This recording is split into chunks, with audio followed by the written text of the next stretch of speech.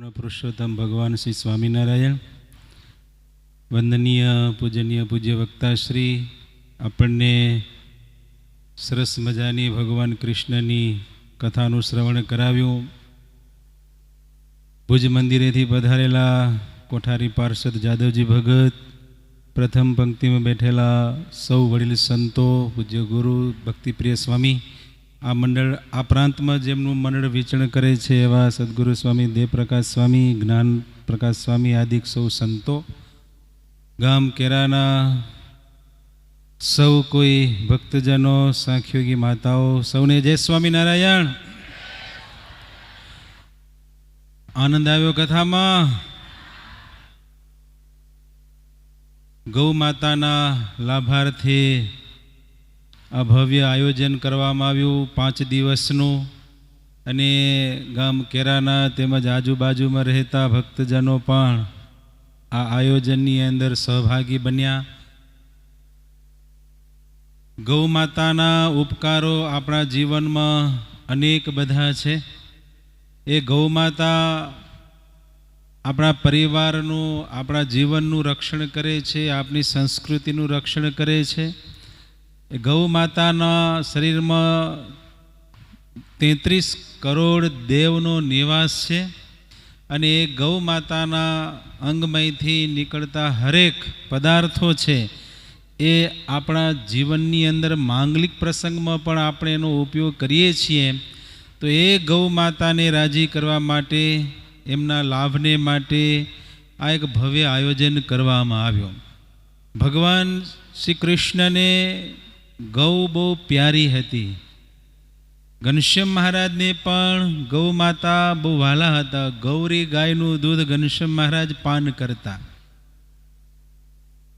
આ પૃથ્વી ઉપર ભગવાનના અવતારો થયા. એ ભગવાને ગૌ માતાનું સંરક્ષણ કર્યું, સંવર્ધન કર્યું, અને ગૌ માતાનો મહિમા વધાર્યો. કારણ કે એ ગૌ માતા જ એટલા મહાન છે, એનો મહિમા એટલો બધો છે કે આપણે જેટલો ગાઈ શકીએ, વિચારી શકીએ એટલો જ આપણા હૃદયની અંદર એમના પ્રત્યેનો ભાવ પ્રગટે. અને ભગવાન કૃષ્ણએ તો ગોકુળમાં ગાયોની બહુ સેવા કરી, નાના વાછરડાઓની પણ સેવા કરી, એમની સાળ સંભાળ લીધી. વાલા ભક્તજનો, જો તમે ગામ કેરાના અને ગામ કેરાના સદાબા થઈ ગયા, મુક્તાત્મા, ભગવાનને ઘર બેઠા જેમને દર્શન થતા, એના આશીર્વાદના તમે બધા પાત્રો બનેલા છો. ગૌરવ આપણા જીવનની અંદર એ રાખીએ. ભગવાન સ્વામિનારાયણ વખતે અનેક આવા મુક્તાત્માઓ હતા કે જેમને ભગવાન કોઈ પણ જગ્યાએ લીલા કરતા હોય, ભક્તોને આનંદ આપતા હોય, ઉત્સવ સમયા કરતા હોય, તો એમના દર્શન ઘેર બેઠા થતા. લાઈવ પ્રસારણ. અત્યારે ટેકનોલોજી આવી ગઈ.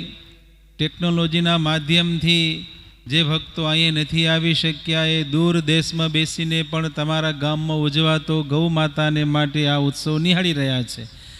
ભક્તજનો, સમય એક એવો હતો કે સાધનાનો વિષય, અત્યારે ટેકનોલોજી છે, લાઇટ ન હોય તો આ કશું કામ કરી શકે.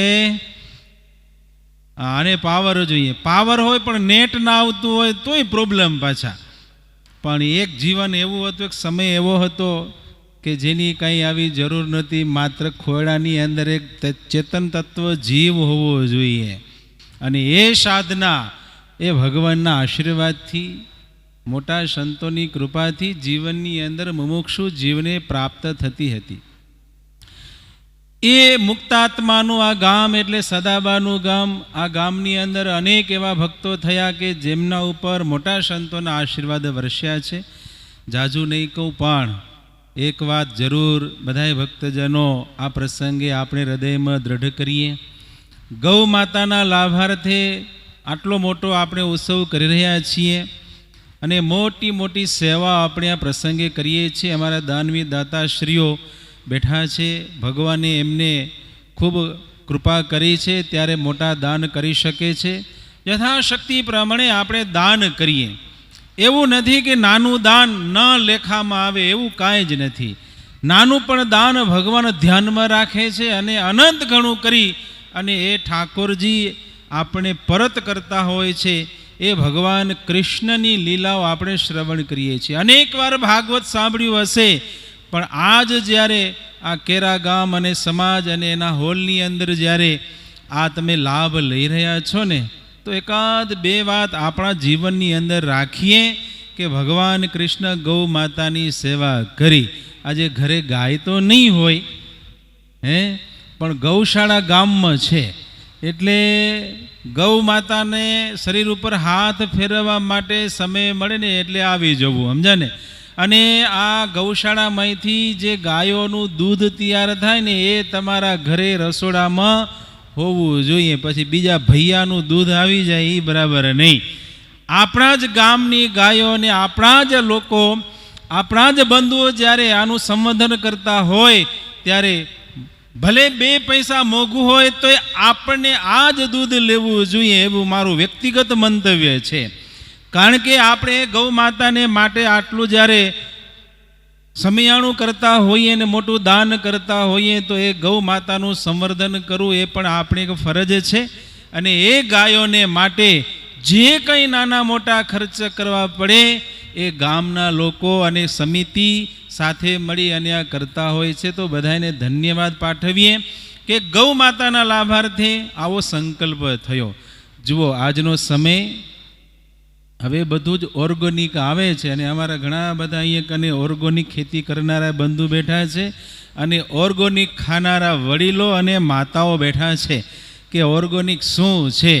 જેણે આ જમ્યું છે અત્યારે ભલે એની ઉંમર 75 હોય કે 85 હોય, હાથમાં લાકડી ન લેવી પડે ને કેરાનો ટેકરો ચડી જાય ને બાઈના મંદિરમાં પોગી જાય, આવી તાકાત એમના શરીરમાં છે. એ પાછળનું એક કારણ કે એમને ઓરિજિનલ ખોરાક મળ્યો છે. એ ઓરિજિનલ ખોરાક આપણને મળી રહ્યો છે અને ગૌ માતાનું સંવર્ધન આપણે કરી રહ્યા છીએ. ત્યારે ભગવાને સેવા કરી તો આપણે પણ નાની મોટી સેવા કરી અને સદભાગી બનીએ. આ અવસર વારે વારે થાય નહીં, જ્યારે થાય ત્યારે જરૂરથી આપણે લાભ લઈ અને આપણા જીવનની કૃતકૃત્ય કરવું જોઈએ અને સૌનો આશીર્વાદ લેવો જોઈએ. અંતમાં ભગવાનના ચરણમાં એ જ પ્રાર્થના, આટલી મોટી સંખ્યામાં સંતો, સાંખ્યોગી માતાઓ અને તમ જેવા નિષ્ઠાવાન ભક્તજનો આવ્યા છો, ત્યારે શુભ સંકલ્પ કરજો કે જે ભક્તજનો ગૌ માતાની સેવા કરે છે એને વંદન કરીએ. આપણાથી થાય નહીં, કામ કરે એનાથી ભૂલ થાય, પણ એનો અર્થ એમ નહીં કે આપણે નિંદ્ર બગાડીને આખી રાત એને જ વગોવ્યા કરીએ તો પાપના ભાગી બનશું. એવું આપણે કરવું નથી. 2026ની સાલ ચાલે છે, બધા સુગ્ન છો, સોશિયલ મીડિયા આપણા હાથમાં છે, પણ વિચારવું, જોવું અને પછી આગળ વધવું. કોઈના અપરાધી તો બની નથી જતા ને સૌએ આ વાત ઉપર ધ્યાન દોરવું. કોઈએ મોકલાવ્યું એટલે આપણે સીધી આંખ બંધ કરીને ફોરવર્ડ કરી દઈએ, એમાં કંઈ આપણે હોશિયાર નથી ગણાતા હો, ગુનેગાર બની જતા હોઈએ છીએ.